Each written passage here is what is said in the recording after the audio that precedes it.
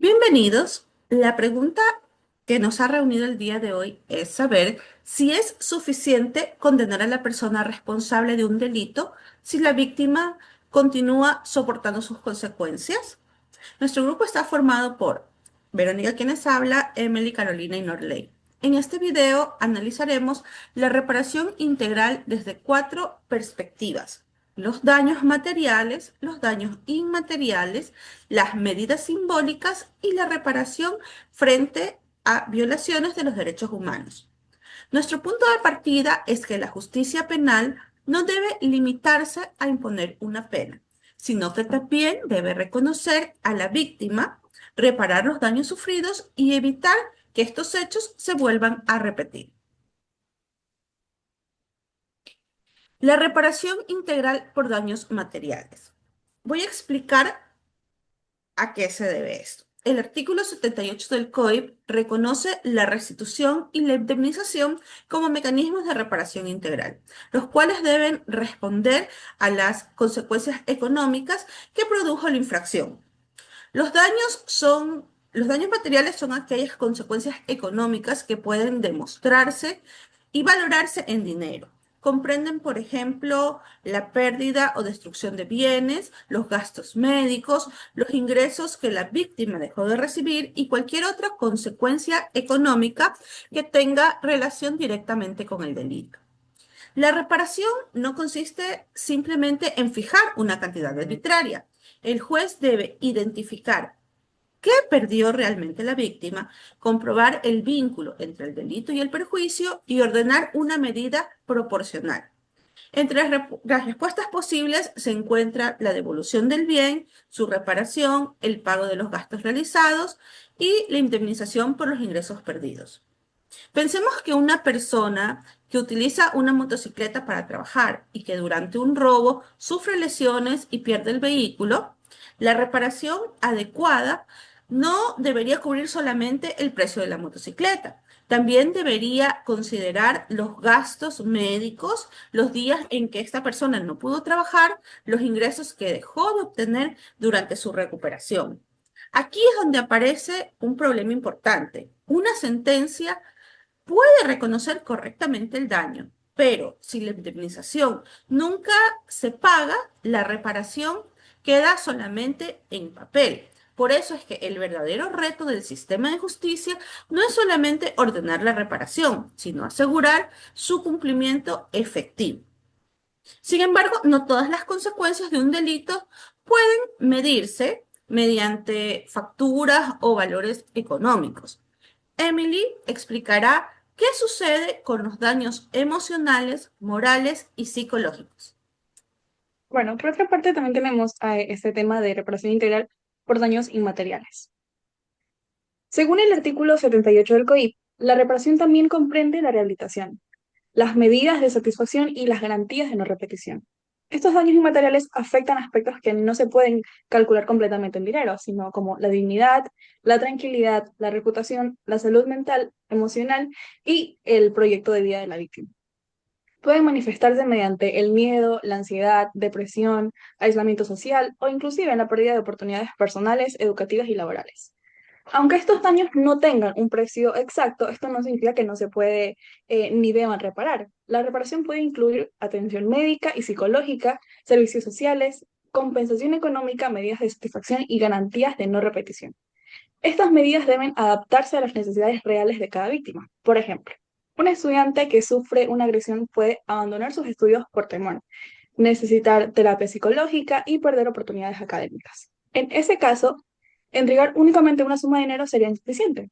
También sería necesario facilitar su atención psicológica, protegerla frente a nuevas agresiones y ayudar a retomar su proyecto educativo. Este ejemplo nos muestra que tratar a todas las víctimas exactamente de la misma forma no siempre produce justicia. Cada persona experimenta el daño de manera diferente. Es por ello que la reparación debe ser individualizada, proporcional y respetuosa de su dignidad. En síntesis, en conclusión, la reparación inmaterial busca aliviar precisamente las consecuencias emocionales y sociales de este delito y ayudar a la víctima a construir su vida. Dentro de la reparación de estos daños existe una respuesta especialmente importante, que es reconocer públicamente a la víctima y preservar su memoria. La compañera Carolina nos explicará las medidas de reparación simbólica. Bueno, como bien indican las medidas de reparación simbólica, hablaremos sobre un poco de las medidas. El artículo 78 del COIC incluye entre las medidas las disculpas, el reconocimiento público, las conmemoraciones y los homenajes a las víctimas. Estas medidas buscan reconocer el daño, devolver la dignidad a la víctima y mantener viva la verdad sobre lo ocurrido.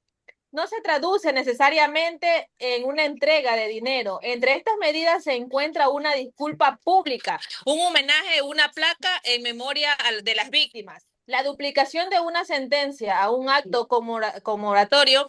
Por ejemplo, imaginemos que una persona fue acusada injustamente y su nombre quedó afectado ante la sociedad. Una indemnización puede ayudar, pero no recupera por sí sola un buen nombre. En este caso, una disculpa pública y el reconocimiento oficial de la verdad puede ser necesario. En estas medidas no deben hacerse solo para cumplir una orden, deben respetar la opinión de las víctimas y evitar causarles más dolor. Unas disculpas sin ser sinceras o homenaje realizado sin una consulta a la familiar puede convertirse en un acto vacío. Estas medidas no reemplazan las indemnizaciones. La atención psicológica ni la sanción debe completarse con ella. El síntesis para la simbolización significa reconocer lo sucedido, honrar a las víctimas y transmitir a la sociedad que ese hecho debe repetirse. Cuando la vulneración es cometida por agentes del Estado o revela un problema más amplio, la reparación debe ir todavía más lejos. La compañera Melissa nos va a hablar un poco sobre la reparación en casos de violencia de derechos humanos. Sí, claro. Bueno, en relación a la reparación en los casos de violencia de derechos humanos, en este caso voy a explicar que este deber tiene fundamento en el artículo 78 de la Constitución, que reconoce a las víctimas el derecho a la protección especial y también a no ser revictimizadas, como también a recibir una reparación integral. En estos casos, la reparación adquiere una dimensión especial porque la afectación puede provenir de agentes estatales, de instituciones públicas o simplemente de fallas estructurales que permitieron la vulneración de este. Por ello, la respuesta no debe concentrarse únicamente en compensar a una persona, sino también en corregir estas condiciones que hicieron posible este daño. La reparación puede incluir el esclarecimiento de la verdad, la investigación e incluso la sanción de los responsables, la restitución de los derechos, indemnizaciones, rehabilitación, disculpas públicas, la preservación de la memoria y las garantías de no repetición.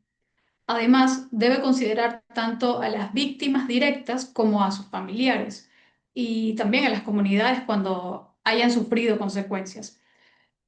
Pensemos en una persona detenida ilegalmente y maltratada por agentes públicos. La respuesta estatal no debería limitarse a pagar una indemnización.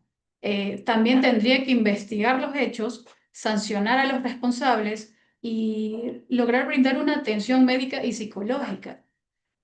También debería reconocer públicamente la vulneración y modificar estos protocolos institucionales que permitieron el abuso. Este ejemplo muestra una diferencia entre una reparación únicamente compensatoria y una reparación transformadora. La primera va a intentar cubrir el daño ya producido y la segunda, pues, va a buscar cambiar las instituciones y prácticas para evitar estas violaciones. Mi reflexión crítica es que el Estado pierde legitimidad cuando reconoce una vulneración, pero no cumple las medidas ordenadas.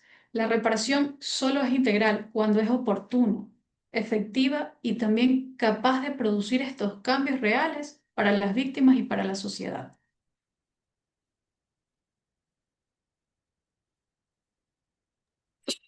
En conclusión, los daños materiales exigen restituir bienes, gastos e ingresos perdidos de manera proporcional y comprobable. Los daños inmateriales requieren atender la dignidad, la salud emocional y el proyecto de vida de cada víctima. Las medidas simbólicas reconocen la verdad, conservan la memoria y ayudan a devolver la dignidad. Frente las violaciones de derechos humanos, la reparación también debe transformar las condiciones que hicieron posible el daño. En conclusión, una justicia que únicamente castiga es incompleta. La reparación integral coloca a la víctima en el centro y reconoce todas las dimensiones del daño. Además, busca que los hechos no vuelvan a repetirse y que las medidas no queden solo escritas en una sentencia. Reparar de manera efectiva no es algo adicional, es una condición indispensable para poder alcanzar una justicia verdadera. Muchas gracias.